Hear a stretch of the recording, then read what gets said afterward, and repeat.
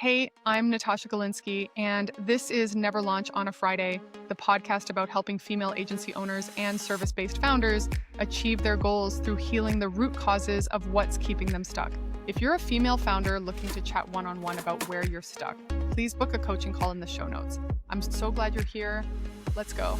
Okay, hey friends, welcome to Never Launch Live. I am here with the amazing Ayla Nova, and we were chatting, when was it? A couple weeks ago, right? And we were we had been connected through a mutual friend, and I had been talking to someone, and they were like, you have to meet her. She's got this amazing story. You and I chatted. I was blown away, and you have such an interesting journey. And one of the things that I really liked was you've had a cancer experience. I've had a cancer experience. Thankfully, we've both come through it. We're both now cancer-free. But I was so inspired by your personal story. And I just think because of the people who listen to this podcast are female founders who we really talk a lot about as root cause healing and going from inside out and removing the blocks that get in the way of us achieving our goals. And I know, having been a female founder for my entire career, that we are generally so wired, so in active mode, always trying to find solutions. And I think your topic today is just so on point. So why don't you introduce yourself? Tell us about you, tell us what you do, your story, and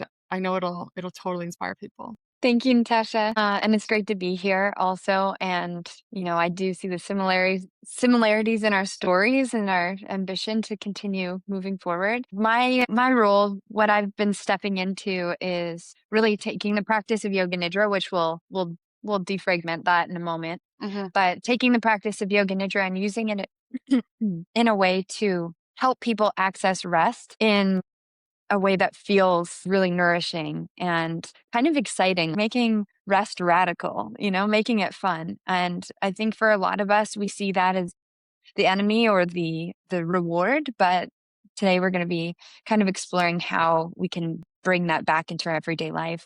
This is something that I share through a Yoga Nidra teacher training that I offer. And I also work with people somatically on how they can go through these different states of rest. And that's something that might be fun for us to touch on as well. I As love it. framework of making it known where we're not feeling rested. Because a lot of us just associate to sleep and burnout, but there is framework to find out how you can discover that for yourself.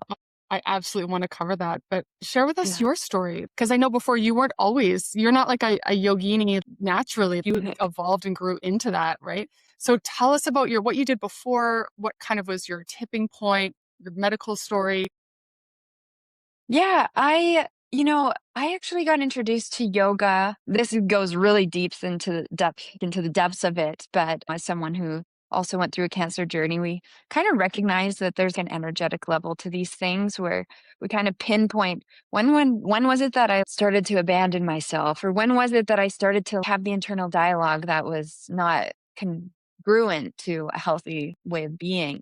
And for me, that was early in my 20s. I had some experiences, early childhood and onward, that really made it hard for me to exist in the everyday world. And I would numb that. And eventually it ended me up in a group circle where a gentleman had talked about how his girlfriend had said, I'm starting this yoga practice and it's really been helping me with my internal dialogue. And, that was something I struggled with a lot, and also being in my body. So I went to the local yoga classes that were on my walk to these group sessions each week. And I just poked my head in there and started it was like a intro challenge to yoga, and kept on going. And I started feeling better. And then after that, it was a 30-day challenge. And then I really committed to the practice. And fast forward 3 years later, I am in India and I'm studying yoga. And at the end of these classes, they didn't call it Yoga Nidra in India where I was practicing. We would go into these long shavasanas. And if you're not familiar with shavasana, this is where you lie down on your back, your arms are open, legs are comfortable, and you're just finalizing your yoga asana class or your yoga movement class. Mm-hmm. So that was a very wild experience for me. What do you feel about shavasana? Do you practice yoga? I used to be so wired, I couldn't do it. I couldn't do it. I couldn't do it. Or I could, and I'd be all thinking about what I'm making for dinner or what I'm doing for this. But now it's like, I can't wait until the end where I can just lie there. Right? Yeah. And it's funny how many people I talk to that are like, "Oh, Shavasana, that's my favorite part of yoga." Yeah. And for me, it was weird to pause like that. And when I was in India studying and going through those sessions, we were in very long yoga practices. I mean, like 2-hour sessions. It's not Wow. that normal in everyday life to have a 2-hour yoga nidra or yoga session. And so at the end, I'd be so exhausted or not so much exhausted, but just the movement was there. That's So a it was time lot. to rest. A Yeah. lot of yoga.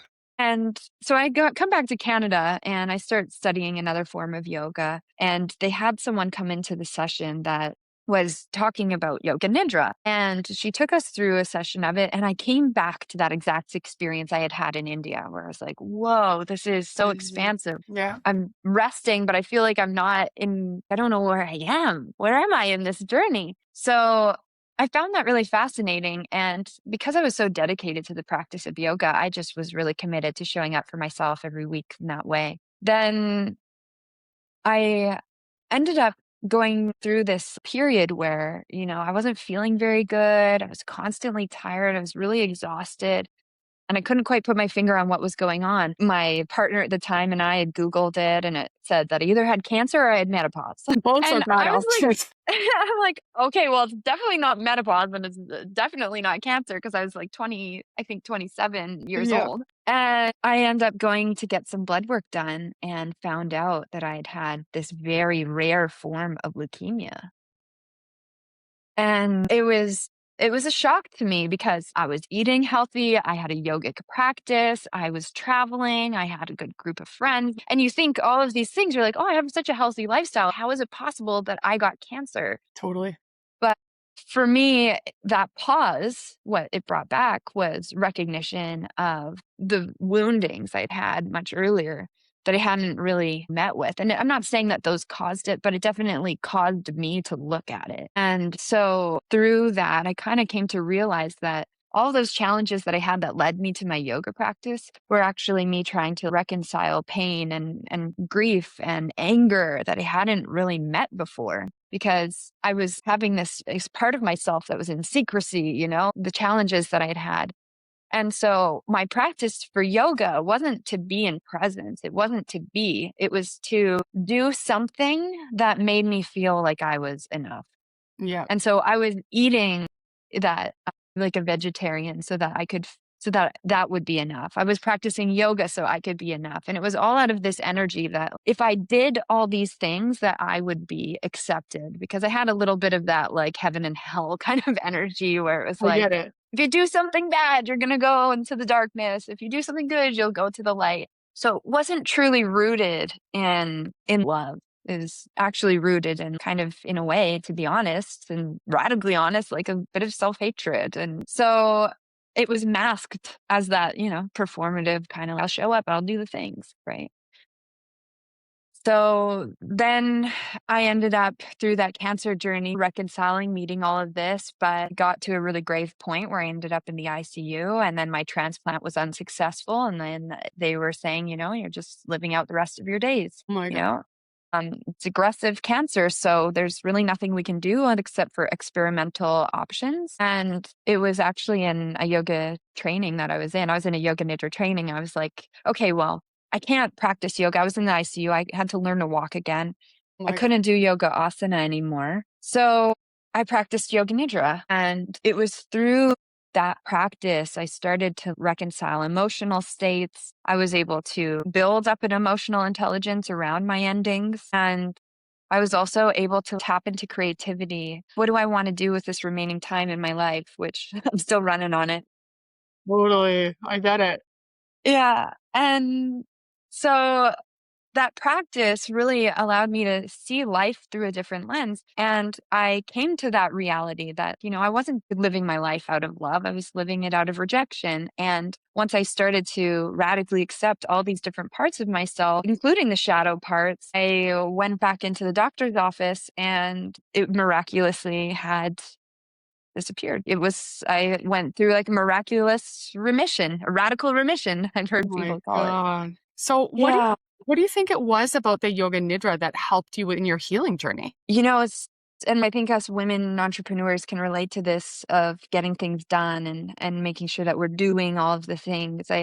Yoga Nidra and also cancer in its own taught me to stop and collect what was already there, all the resources within myself that were already there, Yeah. and also what wasn't mine to carry anymore. And, you know, in combination to that stillness, I also just was journaling a lot, writing a lot, processing a lot, and willing to look internally for what it was I needed to make peace with, Mm. right? And I knew that I didn't want to end my life feeling like I had any more of that in my body, any more of that anger. And so I chose to love cancer, which Mm, I don't think a lot of people do. They all putting the middle finger, flipping the bird to it, right? exactly. You see those bumper stickers, right? And you're like, Yeah. well, that's such a bad vibe. I agree.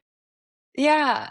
And I was like, I mean, I've been spending my whole life saying that, to my parts of myself. And I'm like, now there's this part of me that is here and I'm going to fight it too, to be at war with it. I'd already been at war internally with myself my whole life. And so I decided to surrender. And that's what Yoga Nidra is a practice of surrender. Do you mind me asking what kind of anger you personally felt was inside? Because I just feel like so many women, I know I have definitely a long, long story about that as well, but I think so many women, we don't even know it's there.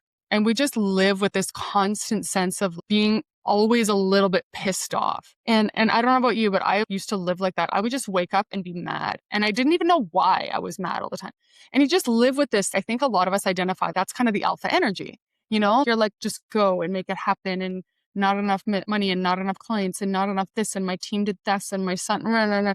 And you're just constantly living from this place of angst to some degree, right?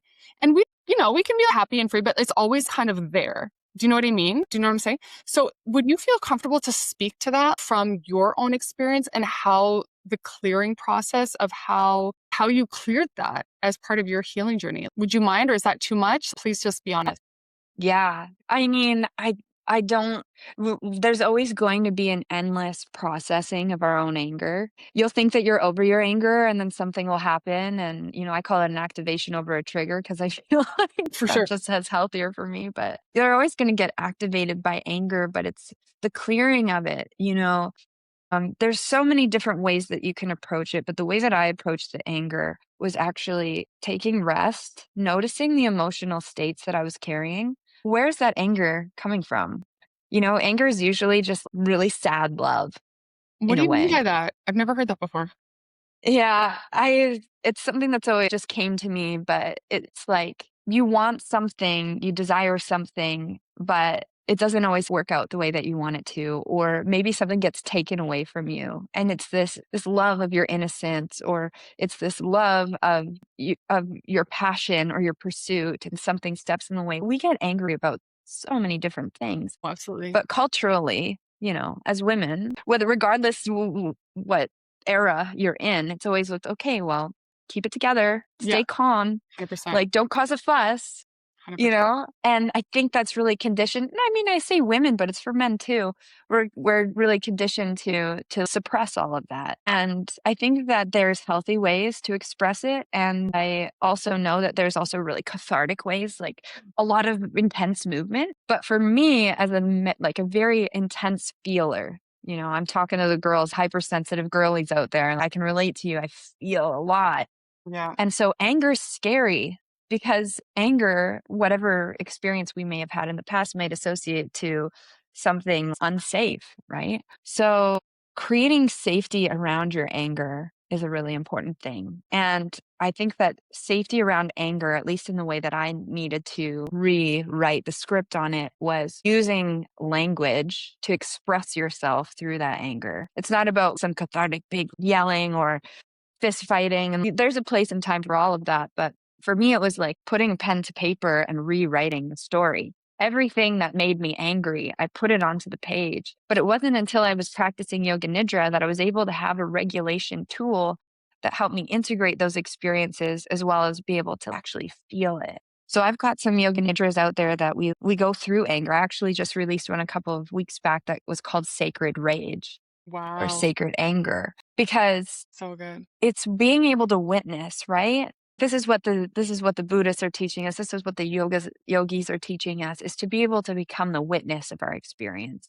And so watching the anger, it doesn't say that you have to not feel it. It's where is that in your body? And so that's where you get into a bit more of the somatics of it, which I find very fascinating about Yoga Nidra, is that we do something when we go through the process. It's a body scan. And so for those of you out there listening that, find that you dissociate from your body, like it's hard to feel it, or you're on the other side of the spectrum where you feel so much, like myself, really intense feelings. Someone could tell me they cut their finger and then my finger hurts. Yeah, You know what I mean? for sure. Right?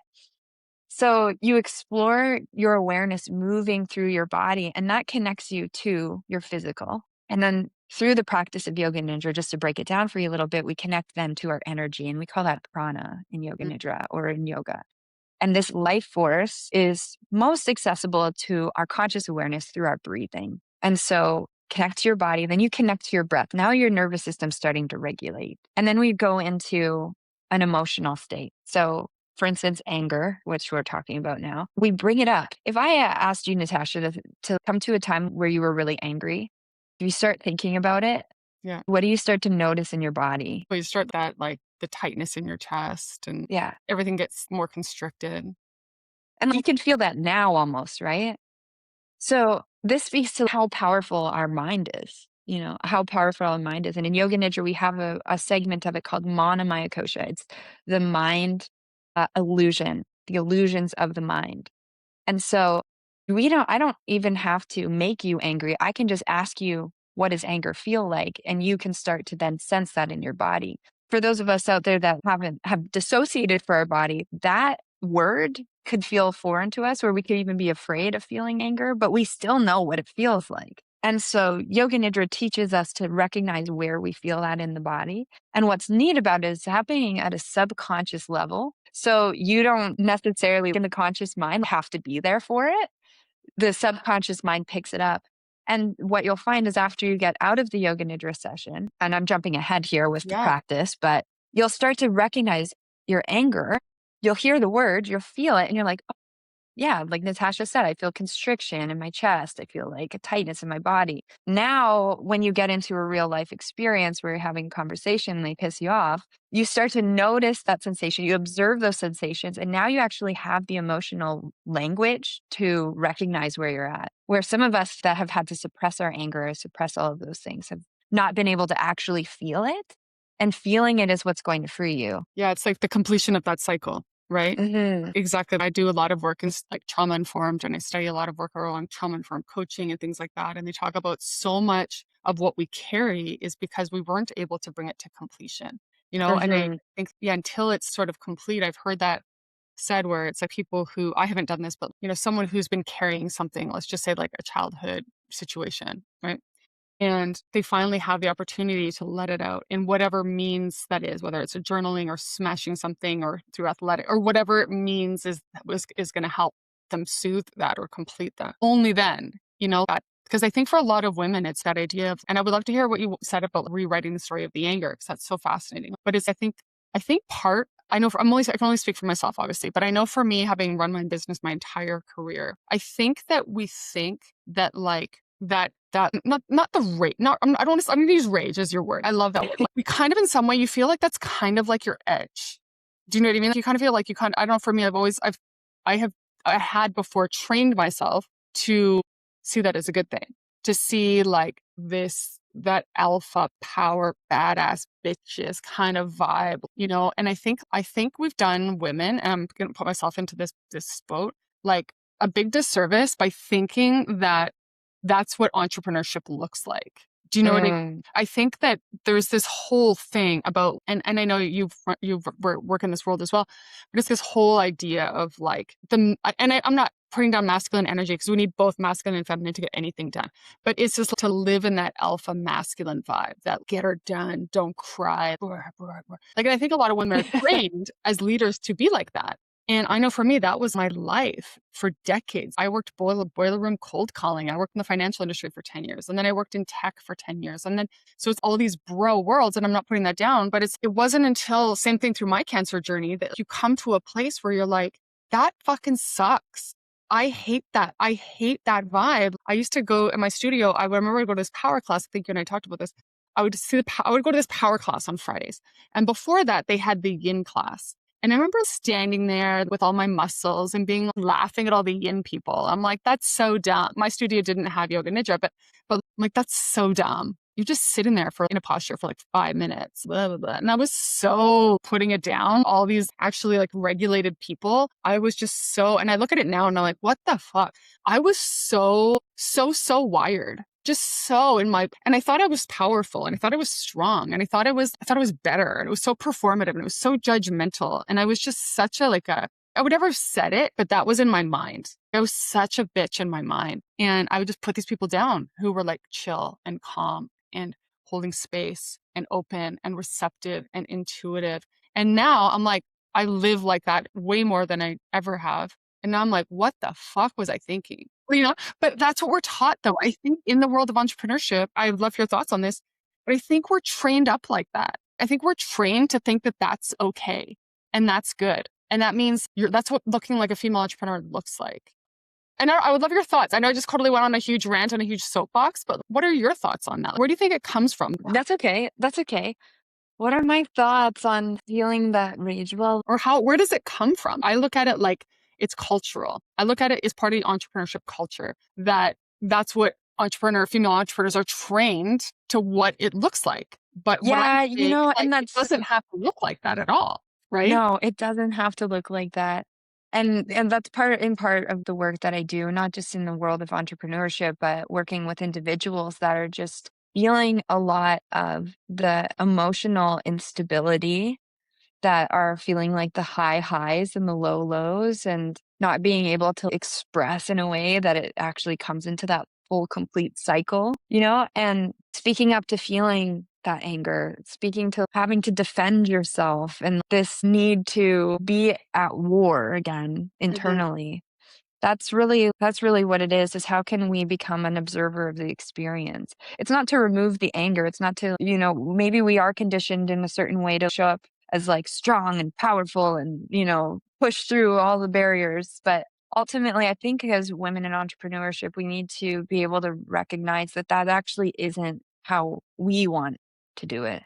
I think there's a lot of women out there that could relate to this, and you included, and that we want to be in our softer side, but both are important. It's showing up as the masculine. And I think I'm kind of going to shift gears here in a little bit into the feminine and masculine, because I think a lot of people just imagine like feminine is being a female and masculine is being a male. And that's not true, because at least in the yogic philosophies, being into the feminine is representing surrender, and being into the masculine represents action. And if you think about your business, you can't just be in action and you can't just be in surrender. We have to weave those two together. And I think when we're held too much in a state of action, that's when the anger, that's when the frustration starts to come up, because our nervous system isn't able to recalibrate from all of the do. It needs time to be. And that's where Yoga Nidra really comes in, and how it can help leaders, male and female, but come on, ladies, we know we need this, Yeah. is to drop into more of that restful state. Because when we go into, anything that stills our body, then we can actually observe what's going on in our body. Yeah.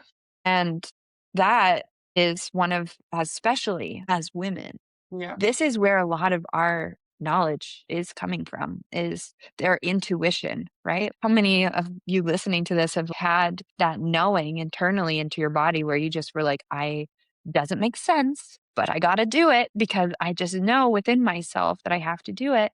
But it's often when we steer across and not do it, it's because we're following into the structures of the masculine. Well, no, that's not how it's supposed to be done. You do this and then that and then this. And that's where we need to drop back into the feminine. How can we receive more of that inner knowing so that we can start making decisions from that internal clarity of what our intuition is calling us towards? And that's another aspect of Yoga Nidra that's really beautiful. Eventually, it cultivated the deep knowing in myself. I am not going to let cancer be this isn't the way my story ends. Mm, And so, even in my business and how I assess things, is I use Yoga Nidra as a way to help myself learn, constantly relearn how to surrender, to step down from the masculine state of doing into the more receptive state of being.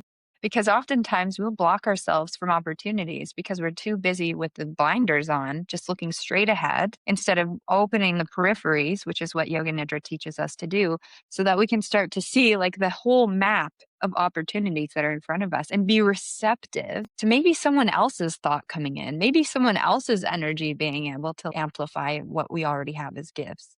Does mhm, that make sense? for sure. No, it's so good. Yeah. So tell us what you mean by rest is radical. Yeah, rest is radical. And I think touching on what I mentioned just now is a part of it. When we lie down and lay everything to rest, we then start to tap into. So, I was talking about before about how we go into Manamaya, which is the mind illusions. And what I didn't mention there as well is that we don't just sit in the anger, we also feel the tension of its opposite, which what is the opposite for anger? It's often like peace or calm, right? So when we balance between those two states, and this is where it kind of comes into the somatic pendulation of going back into our anger and then going into our peaceful state, we start to recognize that, yeah, we can be angry and we can also simultaneously experience peace. It doesn't have to be the sole experience. And so by balancing back and forth between these emotional states and building up our EQ, emotional quotient or emotional literacy, then we start to expand our mind into creativity. And creativity, this is where the rest becomes radical. As I was mentioning before, the peripheries aren't focused on the goal. They're focused on the intention, the heart-led leadership that we're bringing into what we're offering. And that then starts to, maybe you start thinking about different things that your business could be offering because you're not focused on trying to make that one thing that's not working work, Yeah. right? So when we consider practicing Yoga Nidra, it's usually used as the last resort. But the radical part is that I want for more people to recognize that rest shouldn't be the last resort. It should Mhm, be something that's integrated into your everyday living. And that doesn't mean that you have to practice Yoga Nidra every day, mhm. although I would suggest it for most people. But cultivating time where you are not scrolling through your phone to take rest, not watching a like mindless TV show to take rest, but literally lying down, resting, and allowing for your internal world to reveal itself, to show you what you need to work on, to show you where you can expand. And then also Yeah. what the yogis connect us to is like a full sense of being completely at rest. There's no doing, there's no goals. It's just being, which I think is radical in this day because So everybody thinks radical. if it's not going to be productive or if it I doesn't know. like, Oh my bring God. in money, I that know. It's just, why would yeah, exactly. Time is money. I know. It's such an interesting way to look at it because you and I think have both walked this journey and going from finding that balance. Because, like you said, it's not about gender, it's about an energy, right? And I think I totally Mhm. agree. You can't just be sitting and meditating on your cushion and doing yoga all day and praying that money and manifest and doing your visualizations of money landing on your doorstep. That's not how it works. You still have to take the action, the inspired action to go and fulfill the achievement. I look at it like source can give us the idea, but it needs our hands to actually put it together, right? It's like a co-creation, it's a co-process. And so I think there's that feminine, there's that masculine. And I think a lot of women are way too in our masculine. And I definitely agree with that. And finding that middle, you said that there's kind of that deconstruction of all these paradigms, masculine paradigms that we've learned as entrepreneurs is okay, no, this is going to hurt you. I know for me, I had so many medical problems because of, and I know it's because I was migraines are so like stress related, right? Migraines and chronic pain. And I had a hysterectomy and had breast cancer and I have all these injuries. And I just know I was just pushing way too hard in so many areas of my life. And coming back to find that middle ground of, okay, how can we build from a place that's centered and clean and calm and compassion and creativity? How about from there? Right. And that Mhm. feels so much better. And it doesn't necessarily even compromise your results. Right. And that's what I think the trick is a lot of us don't think about. Cause like you said, does this time is money every month? And it's just, okay, but wait a second. You can still be a high achiever, and I don't even like that word. You can still be a type of woman who creates a lot of impact in the world. Because I think women are very driven by that, more by contribution and helping and stuff. But it's you don't have to do it at the expense of your soul and the expense of your sanity. And I just love what you're bringing. So why do you think people can't relax? They want to, but they just can't. Okay, well, I love where this is going because it takes us into the 5 states of rest. And this is the framework that I've been working on building for most of my career, whether or not I knew it. And these are these layers, these states of rest where we have to kind of assess ourselves. And so one of the ones that I kind of talked about today is the body. We're unable to rest because maybe we've got chronic pain. Maybe we're experiencing challenges in our body or the opposing nature of that dissociation from our body. So the level of rest that we have is because we're not connected to feeling safe within ourselves. Hmm. You know, then we move into more of the emotional state. And I think a lot of women can relate to this too. And I'm especially my highly sensitive people out there, Hmm. is that you feel so much emotion or you take on other people's emotion or you take on other people's problems. So the level of unrest you have isn't actually because you're not able to rest, it's because you're taking on more than your emotional body can handle. Then we've got the state that is a lot of entrepreneurs will relate to this one in the sense that you're thinking your way out of everything. And what is the challenge there is that we're actually not allowing our body to also be a part of our decision making. We've detached ourselves from recognizing that it also is an internal thermometer and it's our intuitive guide. And so that level of unrest, I call this the fire state, is that it's all thinking and no feeling whatsoever. So dropping the head back into the body. Then we have the other one, which the fourth state, which is more of the philosopher, the person that's kind of in your head as well.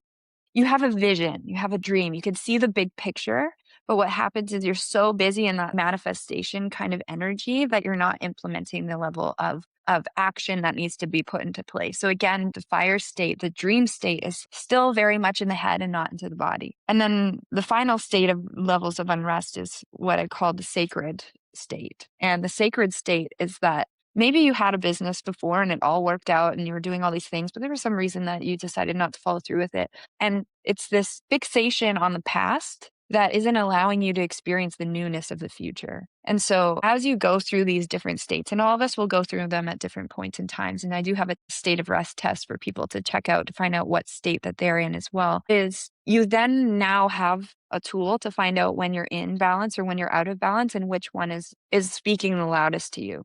Because we think, okay, I didn't get enough sleep, so therefore I'm unrested. I have too much work on my plate, so I'm not getting rested. But there's a part of you, and Yoga Nidra teaches you these different aspects of the human condition. And the states of rest is what allows you to notice what part of you is in unrest so that you can start to balance that out. So that's the work that I've been putting together over these years, the framework to help you recognize what part of you is not rested. Because again, you might consciously be aware of it, but how are you going to bring that to life? How are you going to wake that part of yourself up? Yeah. It can build Yeah. on all of this. Like, what happens when we stop trying to manage stress externally and instead journey inward through deep rest? Yeah. Yeah. That's coming into the place of stepping into being. That's where, my cancer journey shone a really big light where it was, are you practicing Yoga Nidra because you want to be with yourself? Or are you practicing Yoga Nidra so that you can be more productive? Yeah. You know, Wow. It's your it's like, intention, right? it's your intention. What is your intention into where you're operating from? Is it out of survival? Is it out of scarcity? Where are you operating from? Because once you start to rewrite that story, then you'll start to notice the shifts. But what the issue is a lot of us know in our mind, there's a conscious part of us. I know that if I start this morning ritual, things will start to work out better. But then you still wake up pressing snooze, snooze, snooze, and not letting yourself get it done, right? It's because it's safe in the physical body to continue to live out that story because they know how that will play out. It can continuously help you survive from that story that you've been telling. But to actually take the step and make a change and choose a change that's going to be working for you, it's not out of pressure. It has to come from more of a purpose place. And so practicing Yoga Nidra is where I was able to shift from that state of doing into a state of being and actually harbor a stronger relationship with my internal self so that I could be doing the dishes. I could be on my spreadsheet. I could be sending out the newsletter rather than doing it because I needed to, you know? Such a beautiful Yeah. distinction. Talk more about that a little bit, because I think when you said you could be doing the dishes, tell us, it's such a beautiful nuance, but what does that mean? For all those of us who are like, oh, I got to load the dishwasher, and oh, I got to make dinner, and oh, I got to da da da. What does Yeah. that mean? Tell us more about that. Yeah, it's funny because everybody's heard Tony Robbins and how he's changed it to "I get to." Well, nothing pissed me off more than really, really, I get to do the dishes. It Yeah, just, exactly.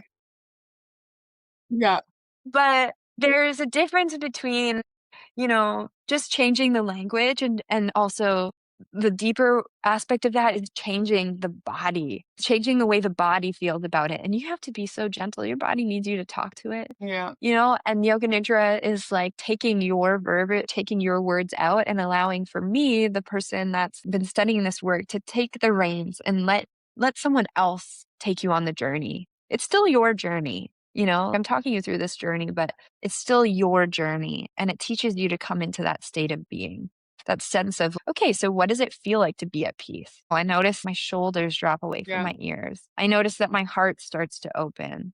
I notice that I feel like a little bit lighter in my jaw and my neck. And, when I'm doing the dishes, how can I be doing the dishes is, okay, I feel my feet on the ground. I feel like the warmth of the water and the soap, and it's getting in tune with our senses, because the mind is what puts us into doing, it puts us into action, but the feminine what puts us into that more being state, feeling the texture, feeling the color, smelling the aroma. Get yourself some good smelling dish soap, and I'm saying this, and how often do I do dishes? I got a dishwasher, but I know what you this, mean, though. I get the idea. It's the being but you know what present. I mean. It's the presence of in what you're doing.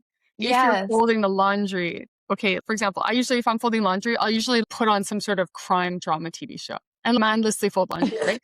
But it's okay, maybe a pivot, for example, following this would be, look, no, I can be present in what I'm doing. And because I agree, cultivating that sense of presence for women who are generally ADHD and Mhm. generally in go mode all the time, it's something we can learn to do for sure. And it just might be harder because, like you said, there's a lot of nervous system wiring that we need to just kind of adjust, right? And so bringing us to our final question, and then I want you to share about how we can get in touch with you and how people can connect with you. When you find what you've been searching for and you're ready to become, but you're stuck, now what? Tell us about that question. What does that mean? When you find what you've been searching for and you're ready to become, but you're stuck, now? Stop. You know what? You're already stationary, right? Mm-hmm. So this is where the pause comes in. I also was a flight attendant for 10 years before I continued on to the journey of a more spiritual route. And I, when I got that diagnosis, I had to stop. I was stuck, Mm-hmm. right? We were stuck. Yeah. And it wasn't doing more that was actually going to heal the body. It Mm-hmm. was taking rest. And so when we feel stuck, this is actually the nervous system going, hey, I need to take a pause. Hmm. And at least in the way that it worked best for me. And if those of you listening feel called to just try it, you don't have to subscribe, but you can try it, is just lie down, press play, and let yourself take rest. When you're stuck, that's already symbolic of not being able to move. Yeah. And so sometimes in a lot of cases, it's actually embracing the stuck and letting yourself be in the stuck. And it's the resistance to it that actually makes it harder to get out. It's like quicksand, right? The more you move, the deeper you sink. Yeah. So letting yourself be still, going through this process of Yoga Nidra just to try it out, see if it's helpful, and then committing to that for a few days or just before you go to bed, pressing play, because that hypnagogic state right before you wake up and right before you fall asleep, those are times when the subconscious mind is most permeable to new concepts, new thoughts. And so when you're going into the practice of Yoga Nidra, you're instilling a deeper sense, a heart-led sense of yourself that helps to take away the morning scaries and the night fears of what you got to get done. And then that helps to expand, I mentioned before, opening up the peripheries to all the possibilities because you're not just focusing on one particular thing, you're allowing yourself to be. And in that nothingness comes something. Always something will come of nothing. Our thoughts come Mhm. from nothing, Yeah. right? Your big dream that you're stepping towards, that pursuit for yourself, that also came from nothing eventually at some point. So Mm, return to that spaciousness within yourself because, my friend Matthew always says this, spaciousness in the body creates spaciousness in the mind. I agree. So, Yeah. Oh my God, yeah. it's so good. I have like a billion questions, but I know we're at the end of the call. I have to bring you back. Oh my God, it's so good. So good. Yeah. I just love, yeah, I love your journey. You lived like the non kind of spiritual life. And then, we have this pivotal experience and then we have something, we see life very, very differently. And I heard this expression. I know when I was coming back after chemo I was trying to go back into my life like normal, do the same Hmm. work and do the same thing and live the same way. And I just talking about stuck. I couldn't do it. I was so busted trying to do it. I was just feeling so depressed. And then someone told me, okay, after a traumatic situation, after a pivotal situation, you can't live the same anymore. You can't. You're a different person. And I blame the chemo for killing off all the cells that you literally are not the same person anymore. But oh my God, no, it's such a good, so good. Because I think all women need to balance this out. And I'm not suggesting we all become yoginis and we all, do that. Mm. But it's finding that using these tools and using these resources of Yoga Nidra. Because for me, I've always done yoga in the sense of like flow yoga, or now I do yin, thankfully. And yin is incredibly hard and painful. And I was totally wrong about yin. It's actually like more painful than flow. So you actually have to sit there and be in a very uncomfortable situation for a very long time. So I've done all yoga, but I've been doing yoga for a decade and had never heard of Yoga Nidra. So I think a lot of us have never maybe looked at yoga as a movement. We associate it with the movement practice as opposed to the stillness practice, which I'm so fascinated by. And while you were talking, I was looking up Yoga Nidra near me and I found a studio that does it. And I'm like, oh my God, I'm going to go check it out. But one in my entire like 20-kilometer area. Oh, I know. So crazy. It's so crazy. So tell us about where people can find you and resources or tools or a promo you've got coming up, all the things. If you want to practice Yoga Nidra, you can find me on every podcasting platform along with YouTube, which is kind of fun because I also sometimes bring guests on as well Nice. and talk about the practice itself. And then if you were kind of interested about the state of rest that is out of balance for you, I'll give you, Natasha, the link to that so people can find Great. out Thank you. what that is. And then, of course, I also work with individuals on a one-on-one basis and have a yoga nidra teacher training because as you mentioned, we need more people offering this because it's I don't know, the top secret rest trick for all of the successful entrepreneurs out there. Jeez. I know it's enough. It's enough already. Yeah, why is this a secret? It's such a kept secret, I and know, right? my mission is to make it known to the world. So I have the Peace and Rest program to help regulate the nervous system, Mm, and then that blends into the teacher training. So regardless of whether you want to teach it or not, but you feel like you want to discover rest in peace within your rest, that's an avenue as well. But I love helping men and women alike actually discover that for themselves, whether that's listening to the recording or working more directly. Yeah. Oh my God, it's so good. Yeah. Anyway, amazing. So what's your website? You forgot to say Uh, that. well, yeah, it's novanidra.com. So Novanidra. Lots of people think it's ninja. No, That would not be Nidra. as relaxing. But and then what is your social media like? Do you use Instagram primarily? Where is the best place Yeah. for people to follow you? If you want to find me on Instagram, it's at Ayla Nova Nidra. And again, I know I have a weird spelling name, so you'll definitely want to check the show notes for that one. Well, we can also put it in the show notes so people can find you. Yeah, But absolutely. oh my God, Ayla, well, thank you so much for being here. I am just so Yes. inspired. I want to do your teacher training the next time you run it. I did my 200 hour and I'm like, something's missing. And now I know exactly Mm, what it is. And oh my God, I really, really hope that women take this to heart. And I am your ideal. I would have been your ideal client 3 years ago. I'd have been like, I'm so yeah. but I'm just really learning women working from a place of peace and contribution and creativity is just so much more. We have to protect our soul, and I feel so woo saying that, but yeah, we can work, but we also have to protect our soul, right? And Yeah. whole other topic. Spiritual care is something that definitely is Yeah, coming forward now too, you know? I feel like, how human resources to spiritual resources, here we go. I agree. I agree. Well, thank you so much for being here. It was incredible. I hope everybody looks you up. I hope everybody does your training. I hope everybody looks for you. Thank you. And I can't wait to have you back next time. Right, rest well, my dear. Thank you. Bye. That's it for today. If something landed for you, share it with a founder who needs to hear it. That's how this work spreads. Find me on LinkedIn, Instagram, and YouTube at Never Launch on a Friday. And if you want to keep this conversation going, our free Slack community is in the show notes. If you want to learn more about everything we're building, head to neverlaunchonafriday.pro. All the details are there. And if you're a female founder looking to chat one-on-one about where you're stuck, please book a coaching call in the show notes. This work matters, and so do you. See you next week.